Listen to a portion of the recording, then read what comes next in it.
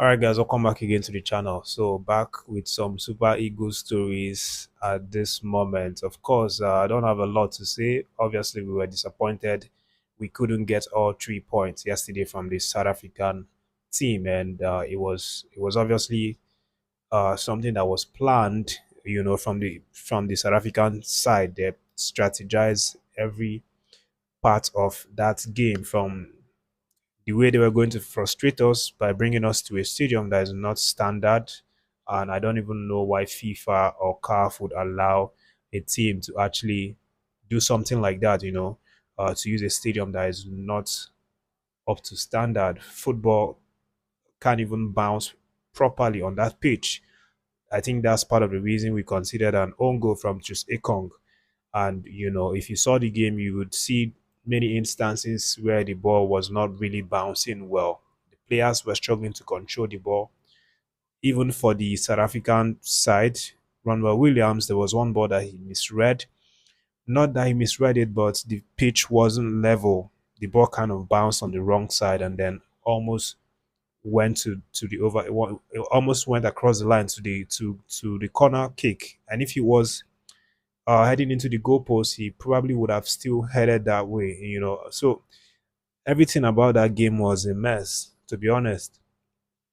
Which obviously is part of the plan for South Africa. They knew that if they brought the Super Eagles to a standard pitch, they would probably lose that match because the Super Eagles, like for like, head for head, whatever it is you want to bring, quality for quality, history, the Super Eagles has it much more than the South African team. So they were a bit scared on playing on level field. So they decided to kind of play it in their favor. They wanted to play dirty. They wanted to, um, you know, they wanted to manipulate the game. Let me just leave it like that. And rightfully so, it feels like they have the backings, from these bodies. This is part of the things I wanted to talk about in this video because obviously if you paid attention, you would realize that before the game actually was played, FIFA announced on their official social media platform that if South Africa won the game against Nigeria, that they were going to qualify. And, you know, that announcement was just coming right off the back of several claims, several what's it called? Call to action directed to FIFA for them to look into the point deduction of South Africa. And you can just imagine, FIFA themselves announcing that, knowing fully well that this group is a group that has some disputes to settle in terms of points, and they neglected everything to announce something like that. It just goes to show you that they want the South African team to qualify. I don't know what's happening. No one can tell for real what's really happening with these bodies, with SCAF, with FIFA. But as it stands, at least from fans' perspective, we can tell that these people don't really care too much about what is happening, what the fans really want. They want to, do things the way that they want to do it, the way that probably is better for the competition or probably is more political. I don't even know how to put it, but it's very annoying, obviously, when you see these kinds of things being done, and then the people that are top there at the hierarchy when they are supposed to act and they don't act, it's very frustrating. Sometimes you kind of just, you're just like, whatever is going to happen, let it happen. You don't even care anymore, at this point. So that's kind of how I feel right now. I don't even care too much about these things.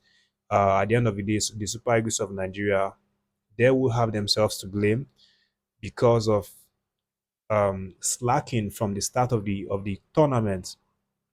If we didn't lose games against or drop points against all of these teams, from the start of the competition, then obviously we would not be in the tight position like this. But now we find ourselves in this position, and then we are depending on reviews on on these the heads, these different groups. Now we are depending on these guys, the that control football to actually come in and do the work that they are supposed to do naturally without being reminded.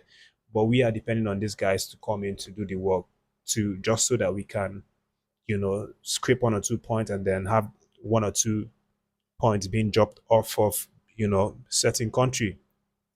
But right now, I feel so bad for Benin Republic, even more than I feel for Nigeria, because obviously Benin Republic have been very impressive in this competition. They've been trying their best. Former Super Eagles head coach Coach Rohr obviously has been doing some great things with this team. Yesterday, that Nigeria were joined with South Africa, he was smashing Lesotho 4 goals to 0. You know, so he's doing some really great work. And to be honest, even if it's not for Nigeria anymore, because as I said before, I don't really care too much about Nigeria going to the World Cup again, because right now, uh, we have other things, we have better things to do. We can just focus on the AFCON coming up in December, and we are a big country. We messed up already, so we can look forward to the next one. But for this Benin Republic side, they need to be in this World Cup. They are doing all the fights. They've been trying their best. The coach is absolutely great. He's been fighting every match, picking up points where he can. Making the most of opportunities. For example, smashing Lesotho yesterday for August 0. And if you look at the log right now, they are the ones that are in the second position with, um, I think right now 14 points. 14 points. And then you have South Africa having 17 points. And just imagine for a minute that these regulatory bodies, for once, do their work and not allow people to, shout and send reviews upon reviews and all of that. South Africa would be in tie points with Benin Republic right at this point with 14 points. So that's how big this thing is right now for Benin Republic. They actually have a chance to qualify as the number one in the Group C. Jokes apart, sentiment apart, or whatever you want to say, it's from a neutral standpoint. I'm not trying to say it because, okay, Nigeria might benefit from it, but no, Benin Republic deserve a chance at this. And of course, General Rohr has been calling out to these bodies, for them to act and give them a fair opportunity to qualify, as well as, we are seeing South Africa being given. And when they won that game yesterday, they were congratulated by CAF online, and then the Benin Republic FA, quoted that congratulatory post, and then they said, "Thank you at CAF online for congratulating on our victory. We kindly request a fair review. Please reconsider the 3 point deduction against South Africa and respect suspension rules. Let the spirit of the game decide qualification." This is exactly what is supposed to be happening. Letting the spirit of the game decide who qualifies. This is not too much to ask. It's not too much to ask, to be honest. So it's just like they are allowing South Africa eating their cake and having it at the same time, which doesn't make any sense. When you even talking about big countries, you cannot put South Africa ahead of Nigeria in that group itself. So why is it that, all of a sudden it feels like South Africa is now a bigger country, politically, or whatever it is that you want to, in any front at all that you want to categorize it as, much less in you can say maybe politically. I don't know about politics and things, but when you talk about football, I don't think this should be happening. I don't think we should be having this discussion about CAF or FIFA kind of siding or, you know, uh, giving advantage to South Africa in a way that seems very ridiculous, you know. So that's part of the observation I wanted to share on this video. And again, very very I don't know, a very foolish, press release released by the NFF, where they have now thrown a couple of Super Eagles players under the bus again for how they played against South Africa last night. That obviously doesn't go well. Not with me, not with Nigerian fans. I've been seeing that all over social media. Uh, the way that that press release read, it would blame people like Cyril Dessers, people like William Joseph for scoring on goals. Cyril Dessers, they said he had a he didn't take his chance, had an unimpressive game when he had the opportunity to have done so and was substituted.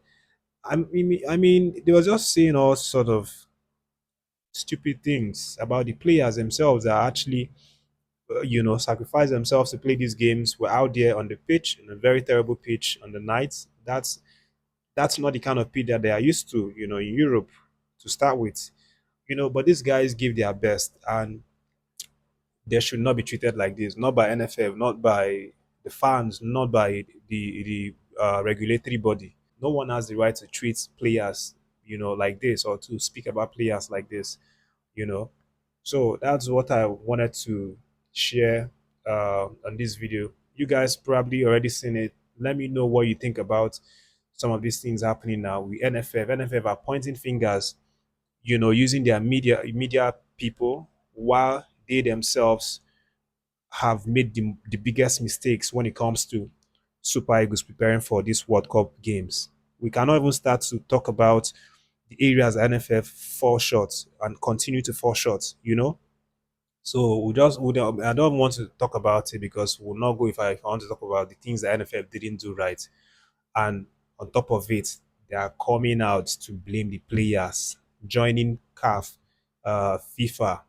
They are coming out to blame the players, for how they performed against South Africa. This is definitely not right. We must call it out. I'll continue to call it out whenever I see something like this. This is absolute disgrace of a press release from the NFF.